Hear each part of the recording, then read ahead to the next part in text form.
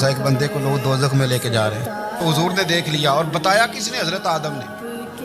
حضرت آدم کہنے لگے حضور وہ آپ کے غلام کو دوزخ میں لے جا رہے ہیں۔ نبی پاک آگے گئے، نبی پاک صلی اللہ علیہ وسلم آگے گئے، فرمایا ادھر آؤ، کہاں لے کے جا رہے ہو؟ اللہ کے سامنے فیصلہ ہوا ہے، فرشتوں نے کیا ہے نا، فرشتے کو کسی سے بددیانتی تو نہیں نہ کرتے، فرشتوں نے جو کیا ٹھیک کیا ہے نا، کیوں لے کے جا رہے ہو؟ سونے گناہ زیادہ ہے، نیکیاں تھوڑی ہیں۔ فرمایا میرے سامنے تو کسی فرشتے نے نہیں کہا کہ سونے ہم معاذ اللہ ہم کو بے ایمان ہے، گویا رب بھی فرماتا ہے جیسے میرا محبوب کہتا ہے ویسے ہی کر، اور کوئی نہیں دوبارہ تول لو، کوئی حرج نہیں، تولو نہ دوبارہ۔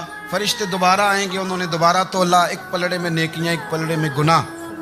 اب وہ گناہ پھر زیادہ نکلے تو نبی پاک نے نا جیب سے اتنا سا روکا نکالا، روکے کا بھی کوئی وزن ہوتا ہے، وہ حضور نے نیکیوں کے پلڑے میں رکھ دیا، نیکیاں بڑھ گئی، فرشتے بھی چپ کر گئے، چلو بھائی جنت میں۔ دوزخ میں تو